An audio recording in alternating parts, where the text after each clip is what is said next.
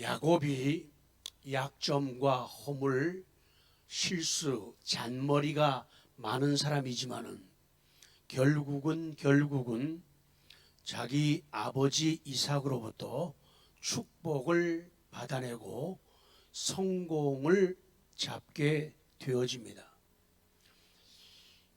하늘의 이슬, 땅의 기름짐, 그리고 풍성한 곡식과 새 포도주가 임하게 해달라는 아버지의 축복, 그리고 야곱은 형제들 에서와 그 후손들을 다스릴 수 있는 영향력을 줄 수 있는 아들 후손이 되게 해달라는 아버지의 축복.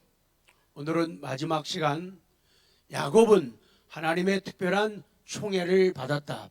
그래서 하나님의 총애가 늘 함께하고 자손 대대로 이어져가는 그런 축복을 아버지가 빌어줍니다. 오늘 총애라고 하는 단어를 썼는데 요새 성경 번역에는 총애라는 단어가 흔하게 나오지를 않고 있습니다. 사랑으로 다 번역이 되어 있고, 우리말 성경에는 총애라는 번역을 그대로 사용하고, 천주교에서는 이 총애라는 단어를 많이 좋아하죠. 오늘 그래서 야곱은 하나님의 특별한 총애를 받았다. 하나님의 특별한 총애, 위에 28절부터 29절 다지만 특별히 오늘 29절은 더욱더 하나님이 그를 얼마나 총애하시는가에 대한 말씀을 보여주는 거죠. 총애라고 하는 말은요, 남달리 귀요하고, 뭐라고요? 남달리 귀요하고 사랑스러워한다. 요걸 갖다가 총애라 그래요.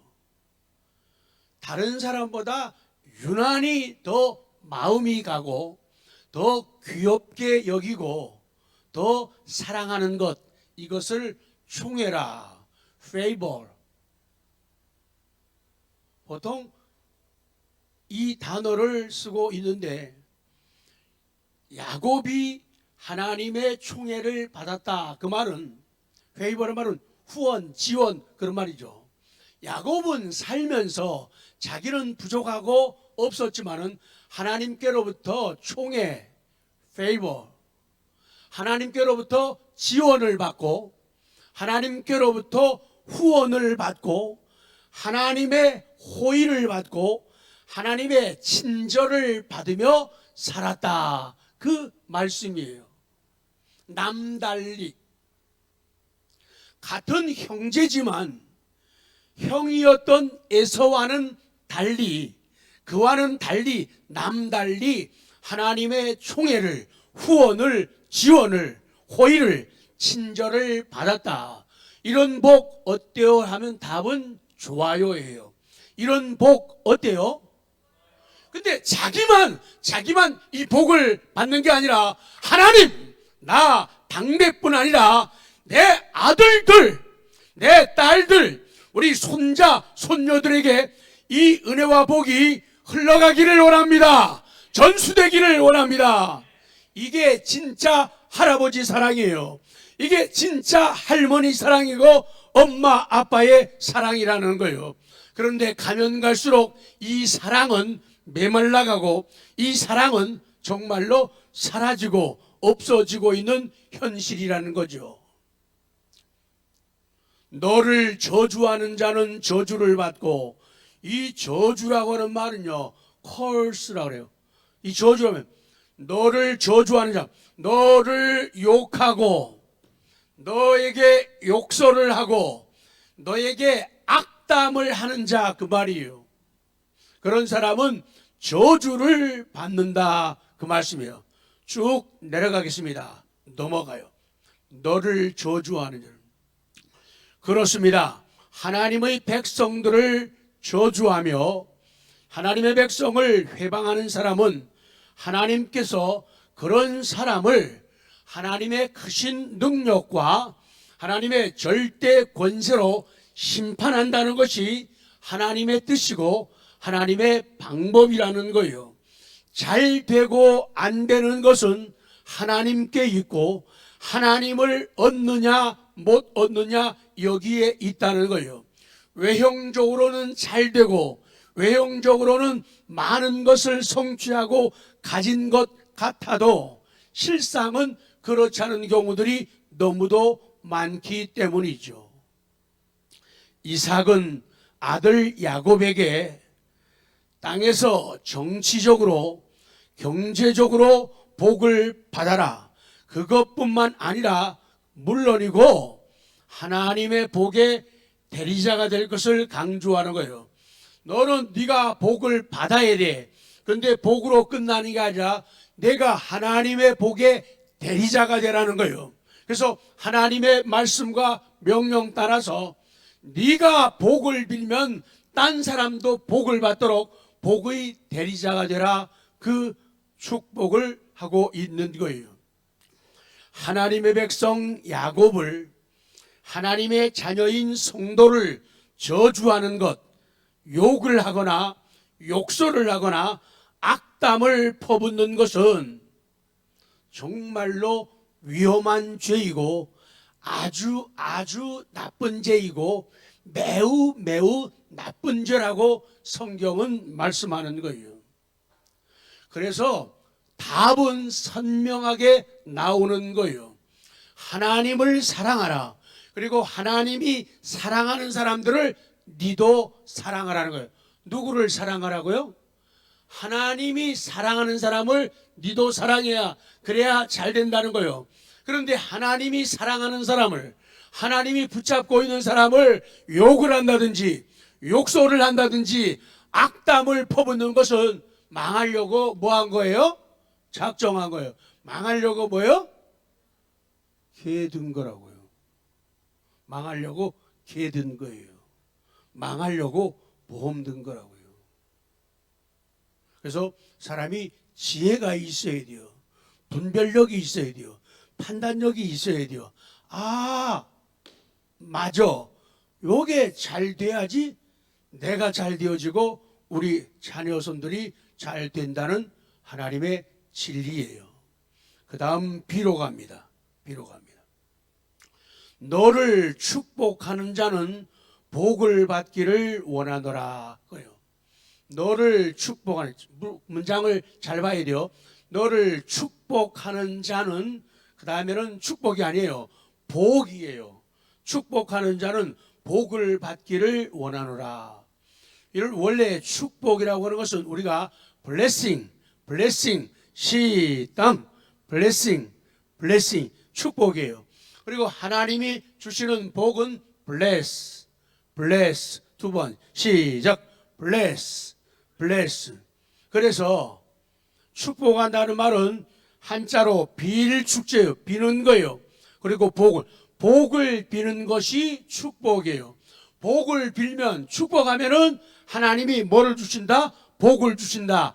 bless를 주신다. blessing 하면 bless를 주신다 하고 그래요. 축복하면은, 그러니까 기도하고 복을 빌 줄 알아야 돼요. 건성으로만 난 네가 잘 됐으면 좋겠어, 네가 잘 됐으면 좋겠어, 이거 가지고는 안 된다 그 말이죠. 실질적으로 축복하라는 거예요. 아버지 이삭이 자식을 위해서 실질적으로 축복을 하고 있는 거예요. 그래서 우리는 오늘 이 말씀 앞에서 정말 기뻐하고 감사합니다. 아버지 이삭이 아들 야곱에게 한 이러한 축복, 이러한 약속은 신약 시대의 언약의 계승자인 우리들에게도 계속되는 거예요. 특별히 야곱의 후손 중에서 메시아가 탄생하시고 인류를 구원하시고 복을 주셨어요. 그래서 야곱을 통해서, 그 후손을 통해서 예수님이 이 땅에 사람의 몸으로 오셔가지고 십자가에서 죽으심으로 우리를 구원하시고 우리에게 육신적인 복과 영적인 복, 구원을 주셨다 그 말씀이에요. 그래서 예수 그리스도는 유일한 구원의 길이 되시고 유일한 구원의 길로 우리를 찾아오셨어요. 요한복음 14장 6절은 중요합니다. 시작. 예수께서 이르시되 내가 곧 길이요 진리요 생명이니 나로 말미암지 않고는 아버지께로 올 자가 없느니라. 예수님은 예수님 자신이 길이라고 얘기하시는 거예요. 그것도 그냥 하나의 길, 웨이가 아니라 더 웨이예요. 유일한 하나밖에 없는 유일한 그 길이 바로 나 자신이다. 그러므로 하나님께 이르기를 원하고 영원한 천국에 이르기를 원하고 영생을 얻기를 원하면은 더 웨이 오직 하나뿐인 그 길을 걸으라. 예수님을 믿으라. 예수님을 먹으라. 예수님을 마시라. 그렇게 말씀하고 계시는 거예요. 그렇기 때문에 그분을 믿는 자, 그분을 축복하는 자는 구원을 받고 그분을 믿지 않는 자, 그분을 저주하는 자는 뭐를 받는다? 정죄를 받는다. 그 말씀이에요. 자, 성경이 유일한 답입니다. 요한일서 3장 16절 아주 좋아요. 시작. 이런 그를 믿는 자마다 영생을 얻게 하려 하심이니라. 하나님이 세상을 이처럼 사랑하사 독생자를 주셨으니 이는 그를 믿는 자마다 멸망하지 않고 영생을 얻게 하려 하심이라. 하나님이 그 아들을 세상에 보내신 것은 세상을 심판하려 하심이 아니요 그로 말미암아 세상이 구원을 얻게 하려 하심이라. 그를 믿는 자는 심판을 받지 아니하는 것이요 믿지 아니하는 자는 하나님의 독생자 이름을 믿지 아니므로 벌써 심판을 받은 것이다. 그래서 믿는다는 것과 안 믿는다는 것 너무너무 중요한 거예요. 믿는다는 것과 안 믿는다는 것 거기서부터 달라지는 거예요. 똑같이 하늘에서 비가 내립니다. 그런데 동쪽으로 흘러가면은 두만강, 서쪽으로 흘러가면은 압록강이에요. 갈라지는 것처럼 마찬가지로 믿는 것과 안 믿는 것, 믿음을 고백하고 믿음을 붙잡고 살아가는 생활과 믿지 않고 사는 생활은 아주 극적으로 달라질 수밖에 없다는 그런 진리예요. 사도 바울은 이런 하나님의 복을 약속받은 성도들을 향해서 이렇게 교훈합니다.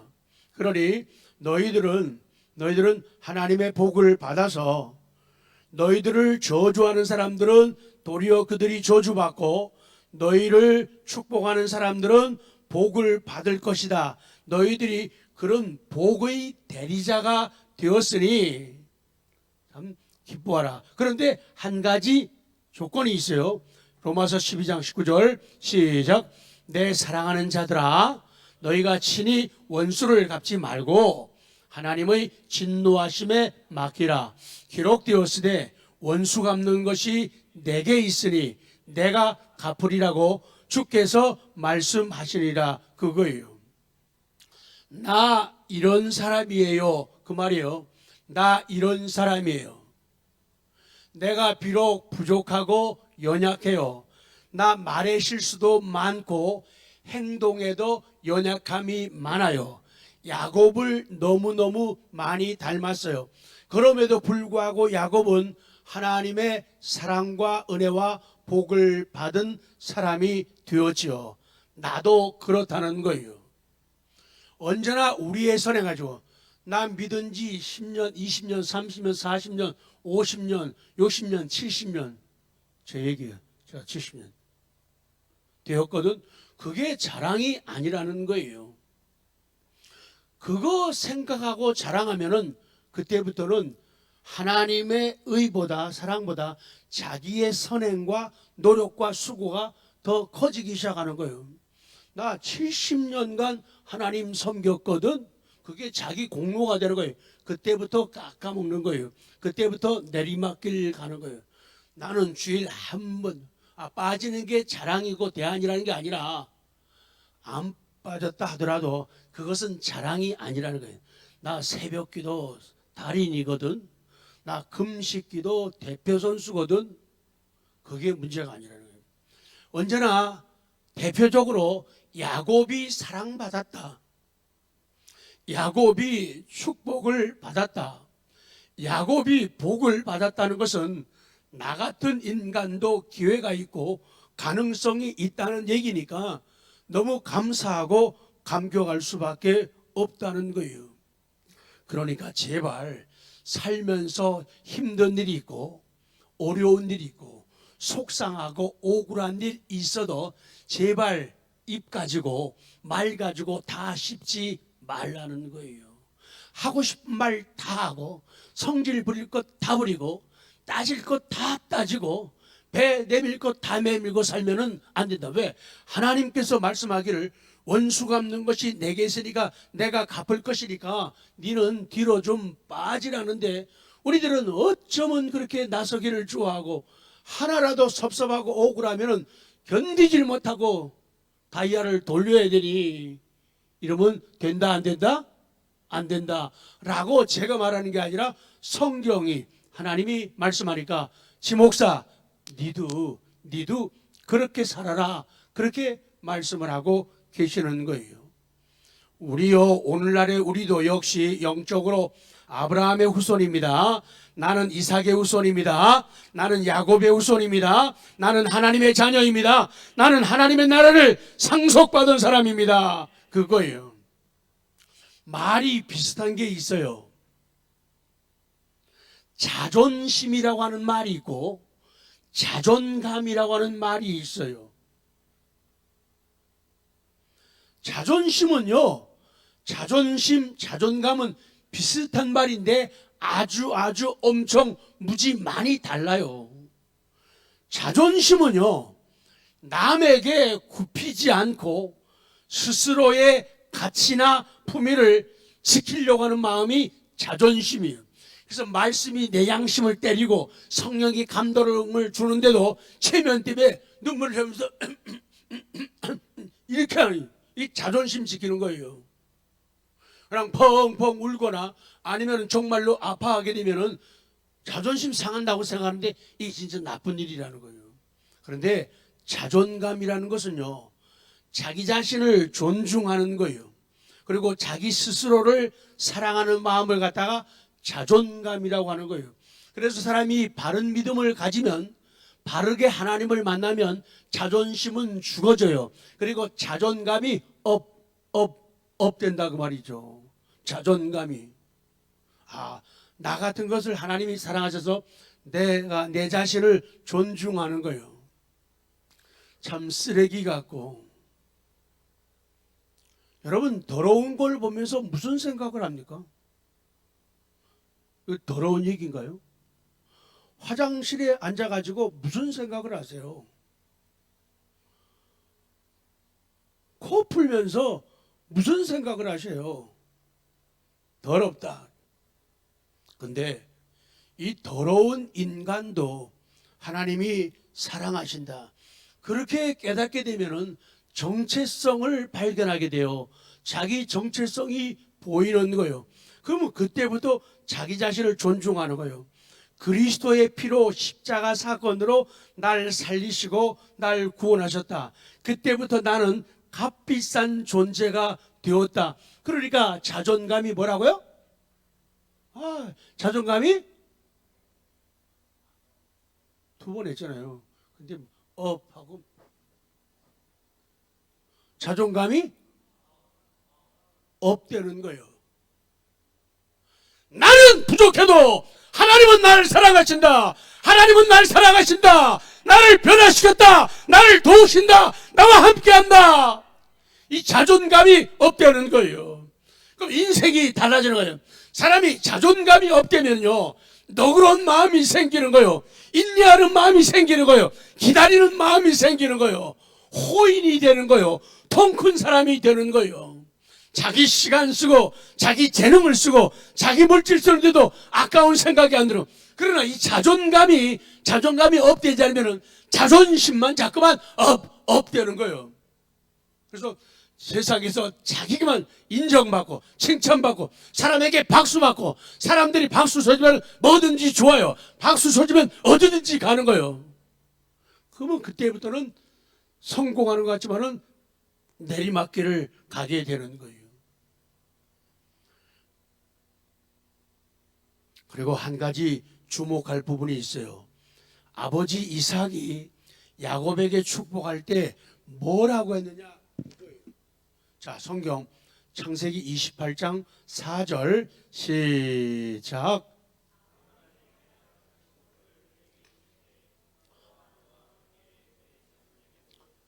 하나님이 아브라함에게 주신 땅, 곧 내가 거류하는 땅을 내가 차지하게 하시기를 원하노라. 맨 앞에 그거요. 아브라함에게 허락하신 복을 내게 주신다. 아버지가 아들을 축복하면서 쉽게 말하면 이거요. 야, 아버지가 너한테 축복하는데 네 할아버지가 아브라함이 내게 축복하고 또 내가 너한테 축복하는 거야. 내가 지금 너를 위해서 축복하고 있는 내용은 하나님께서 아브라함에게 축복하신 내용이야. 그 얘기를 지금 하고 있는 거예요. 이삭이 야곱에게 한 이 언약, 이 축복은 아버지 이삭에게도 약속하시고 할아버지 아브라함에게도 약속하셨던 그 복이요. 창세기 12장 3절 보면 답이 딱 나오죠. 시작. 너를 축복하는 자에게는 내가 복을 내리고 너를 저주하는 자에게는 내가 저주하리니 땅의 모든 족속이 너로 말미암아 복을 얻을 것이라 하신지라. 아멘. 그래요. 너를 같은 내용이 나오고 있잖아요. 너를 축복하는 자에게는 내가 복을 내리겠다. 하나님이. 너를 저주하는 자에게는 내가 저주할 거야. 그거요. 그 말씀을, 그 복을 하나님이 아브라함에게도 주셨고 지금 이삭에게도 주셨고 또 이삭이 자기 아들에게도 주고 있다는 거예요. 그러기에 성도는 이미 저주 아래 놓은 자를 직접 대적하지 말라는 거예요. 이 진리를 깨닫게 되면은, 이 성경을 깨닫게 되면은 아까 말씀한 대로 사람이 너그러워져요. 여유가 생겨요. 아, 자기 생활 때도 나 진짜 많이 변했다. 옆에 사람들도 이거 변하고 변한 사람한테 제일 변한 건 당신이야. 아이고 옛날에는 꼬쟁이 같아가지고 그랬는데 지금은 허냐고 허허허 털털털 그렇게 변했다고. 그게 정상이라는 거죠. 자, 니은 인간은 그리스도의 옷을 힘입을 때 복을 받습니다. 자, 27장 26절 시작. 그의 아버지 이삭이 그에게 이르되 내 아들아 가까이 와서 내게 입 맞추라. 그가 가까이 가서 그에게 입 맞추니 아버지가 그의 옷의 향취를 맡고 그에게 축복하여 이르되 내 아들의 향취는 여호와께서 복 주신 밭의 향취로다. 그 냄새를 맡고는 하나님께서 복 주신 밭, 그 밭에서 나는 냄새다라고 말하고 있는 거예요. 쭉 내려갑니다. 이삭은 야곱이 입고 있던 옷의 향취, 냄새를 맡고 에서인 줄 확신했고 축복을 하게 되죠. 야곱은 아버지 이삭으로부터 장자의 축복을 받았습니다. 이삭이 야곱에게 축복하게 된 결정적 이유가 뭐냐? 아버지를 기만한 야곱은 축복 대신에 뭐를 받아야 돼요? 저주를 받아야 되지만은 형 에서의 옷의 그 향취로 냄새로 인하여 장자의 복을 받게 된 거예요. 그리스도의 옷을 힘입을 때 복을, 구원을 받는다는 것을 강조합니다. 야곱이 형 에서의 옷, 여호와께서 복 주신 밭의 향취가 나는 옷을 입음으로 아버지 이삭의 축복을 받았듯이 로마서 8장 29절 내용처럼 우리의 맏형으로 이 땅에 오신 예수님이 얼마나 우리와 절친, 우리를 사랑하시는지, 우리의 모든 것을 체휼하신지를 표현하기 위해서 예수님은 우리의 맏형으로 이 땅에 오셨다고 성경은 기록해요. 그래서 우리의 맏형이신 그리스도의 옷, 보혈의 공로를 힘입어서 하나님의 복을 받고 구원을 받는 거예요. 우리가 죄의 옷을 그대로 입고 하나님께 나아가면 저주받을 수밖에 없지만, 그러나 우리 죄인들을 대신해 십자가에서 죽으신 그리스도의 의의 옷을 입고 나아가면 우리는 살게 됩니다. 구원을 받습니다. 그래서 옷을 입어야 되는데, 옷을 입어야 돼요. 우리는 비록 저주받아 멸망할 존재이나 그리스도 예수님의 의의 옷을 입고 하나님께 나아갈 때 하나님은 우리를 향해 죄 없다고 인정하시고 영원한 하늘의 복을 베푸십니다. 다 같이 고백하고 넘어갑니다. 나 이런 사람이야. 시작. 옆에 분에게 좀 자신 있게 해야 돼요. 비겁하면 안 됩니다. 시작. 나 이런 사람이야. 네, 이런 신앙의 정체성이에요. 자, 아주 먼 옛날 축복하고 넘어가죠. 오늘 10월의 마지막 날인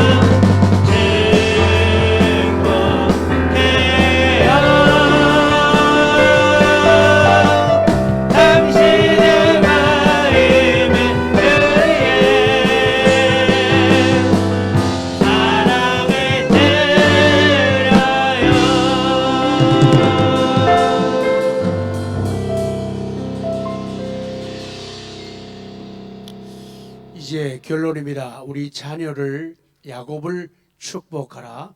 27장 28절 마지막입니다. 시작. 하나님은 하늘의 이슬과 땅의 기름짐이며 풍성한 곡식과 포도주를 내게 주시기를 원하노라. 그렇습니다. 이삭은 아들을 축복하는데 인간적인 권위로 축복하지 않고 시종일관 하나님이 주시는 신적 권위로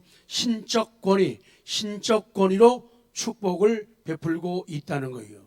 우리의 축복, 우리의 기도도 주시기를 원합니다는 그 정도를 넘어서야 돼요.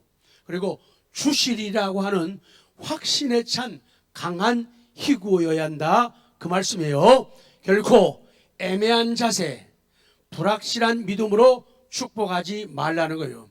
기도해 줄 적에 그렇게 하라. 자, 성경 마가복음 11장 24절 시작. 그러므로 내가 너희에게 말하노니 무엇이든지 기도하고 구하는 것은 믿으라. 그리하면 너희에게 그대로예요. 아주 애매하게 기도할 때가 많아요. 아주 애매하게 축복할 때가 많아요. 애매하게 하지 말라는 거예요. 그리고 불확실한 믿음으로 하지 말라는 거예요.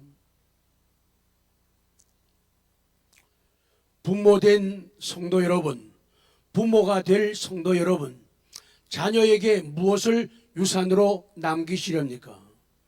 좋은 거라고 얘기해 주세요. 좋아요. 좋아요. 100. 자, 풍성한 재물, 넓고 아름다운 집, 세상의 지식, 다 좋은 일입니다. 다 귀한 일입니다. 그러나 그것을 뭐하라? 넘어서라! 넘어서라! 넘어서라는 거예요. 다 좋은 건데 그걸 넘어서라는 거예요. 넘어서가지고 우리 아들, 딸들, 자손들에게 하나님을 주라! 천국을 주라! 그 말씀이에요. 물줄기가 아니라 수원지를 주라는 거예요. 하나님을 아는 지식을 주라. 구원에 이르는 신령한 지식과 복을 넘겨주라는 거예요. 하나님의 복을 사모하는 것이 다른 무엇보다도 소중한 것을 깨닫는 신앙을 남겨주라. 그 말씀이에요. 이제 결론입니다. 나는 허물 많은 야곱입니다. 야곱이라는 이름 그대로, 야곱은 뒤에 있는 사람, 발꿈치를 잡는 사람, 밀어 젖히는 사람, 속여 넘기는 사람, 교활한 사람이라는 뜻이에요. 그가 아버지 이삭의 축복을 받았지만은 그 축복이 복으로 돌아오기까지는 그 과정이 쉽지가 않았어요. 왜? 나쁜 방법을 썼기 때문에 그 고통을 당해야 했다는 거예요. 왜? 심는 대로 거두기 때문이라는 거예요. 그래서 목표가 좋으면 방법도 좋아야 된다. 그 말씀이에요. 엄마가 애 하나를 특별히 편애했잖아요. 그래갖고 집안이 난리가 난 거잖아요. 유난히도 어느 한 자식을 더 사랑하는 부모들이 꼭 문제예요. 애가 문제가 아니라 그런 엄마, 그런 아빠가 문제아, 애라 그 말이죠. 아주 눈에 띌 정도로 편애를 해요. 그거 다 무너지는 징조들이라는 거죠. 엄마하고 아들이 계략을 꾸며요. 형 거 훔쳐오고 빼앗기 위해서 계략을 부려요. 이거 다 나중에 다 갚음을 받아야 된다는 거예요. 야곱도 교활하게 속임수를 기차게 쓰잖아요. 온갖 허물이 뒤섞인 상태에서 되어진 것이기 때문에 어려움을 당할 수밖에 없어요. 목적이 좋으면 방법도, 시작, 목적이 좋으면 방법도 좋아야 해요. 창세기 47장을 보면은 이제 요셉이 자기 아버지랑 형제들, 식구들을 다 애굽으로 초청을 하죠. 가가지고 애굽의 왕을, 바로를 만나죠. 그 앞에서 아버지가 말을 해요. 왕 앞에서 내 나이가 얼마 못 되니 그래요. 그때 나이가 130이에요. 130. 얼마 못 되니 그러면서 하는 말이 험악한 세월을 보내었나이다 그래요. 험악한 세월을 보내다. 여러 가지 제가 준비한 내용은 많지만 시간이 없기 때문에 험악한 세월인데 그냥 우리 쉽게 하면 영어 성경에는요 difficult라고 해요. difficult. 그러니까 험악한 세월을 보내자면요 어려운 세월을 보냈고 힘든 세월을 보냈고 힘겨운 세월을 보냈고 곤란한 세월을 보냈고 까다로운 세월을 보냈고 difficult는요 비협조적인 그런 뜻이 있어요. 그러니까 야곱이 범죄함으로 말미암아 130 살아오는 동안에 험악한 세월을 했던 하나님께 비협조적이지 않았다고요. 그러니까 하나님도 야곱에 대해서 모든 만사를 해준 게 아니에요. 비협조적이 않은 부분들이 있다는 거예요. 협조적이 않은 부분들이 있다는 거예요. 사람들도 야곱에 대해서, 야곱도 사람에 대해서, 그러니까 울퉁불퉁한 인생을 살게 된 것은 과거에 지은 그런 죄들 때문에 심는 대로 거두게 되는 하나님의 공의가 나타나기 때문에 그 과정을 통해서 야곱은 눈물도 배우는 거예요. 고난도 배우는 거예요. 외로움도 배우는 거예요. 고향을 떠나서 객지로 가서 고생하면서 눈치 보면서 눈치밥 먹고 그런 시련의 세월을 보내게 되는 거예요. 결국은 성공도 하고 많은 것을 가졌지만은 그 과정이 너무너무 딴 사람들보다 족장들보다 어려움을 더 많이 겪었다, 그 말씀이에요. 그래서 저나 여러분이 살면서 가능 아니면은 죄를 안 지으려고, 죄를 덜 지으려고 몸부림치고 발버둥치고, 죄를 지고 실수했다면 또다시 눈물 콧물로 회개하고 또 성화되어서 나가는 이유가 바로 거기에 있다, 그 말씀이에요. 중요한 것은 그런 약점 허물투성인 야곱이 하나님의 사랑받고 은혜받고 복을 받은 것은 바로 야곱의 관심이에요. 야곱은요, 그런 약점이 있고 성격도 내성적이고 여성적이에요. 집에서 엄마랑 요리하는 걸 더 좋아하고 팥죽 끓이는 일에 더 신경을 쓰는 그런 사람이에요. 그럼에도 불구하고 사랑받은 것은 야곱의 관심은 늘 하나님이에요. 약점인데도 늘 하나님이에요. 그리고 하나님의 복이에요. 장자의 명분이에요. 어떻게 하는 것이 하나님을 기쁘게 하고 복 받는 것인가? 약점이 있음에도 불구하고 그가 그렇게 살았다는 거예요. 그것이 하나님 앞에 매력이 되는 것이었다. 그냥 볼 때는 에서가 남성적인 남자 같잖아요. 통 큰 남자 아니에요. 멋있잖아요. 그럼에도 불구하고 그는 하나님 앞에서 귀한 사랑을 받을 수가 없었다는 거죠. 야곱은요, 할아버지 때부터 들었던 얘기예요. 그 복을 듣고 엄청 갈망했어요. 그랬겠죠. 나도 할아버지 아브라함처럼 믿음의 사람이 되고 싶다. 우리 아버지처럼 나도 믿음의 사람이 되고 싶다. 그래서 야곱은 그 복을 엄청 갈망해요. 그리고 하나님의 약속을 많이 생각하는 사람이에요. 하나님의 약속을 생각을 한다는 것은 하나님의 영광을 생각한다는 얘기예요. 전에 우리 고운 노래, 건전가요 노래 부르기 모임할 때 불렀던 노래 가운데 언덕 위의 집이라고 하는 노래가 있어요. 이것이 미국 사람들이 옛날에 부르던 미국 민요인데, 이것이 옛날에 카우보이 성가라고 해가지고 이 사람들의 노래 속에는, 민요 속에는 신앙이 담겨져 있고 하나님이 들어가 있고 하나님의 약속이 들어가 있고 하나님의 영광이 들어가 있어요. 루즈벨트 대통령이 제일 좋아했던 노래가 언덕 위의 집이에요. 들소들이 뛰고 노루사슴 노는 그곳에 나의 집을 주세요, 그런 내용이에요. 그러면서 그런 자연을 바라보면서, 쉽게 말하면 전원주택에서 그것만 보는 게 아니라 그 전원주택을 통한 하나님의 약속을 기억하고 하나님의 영광을 생각해 내는 거예요.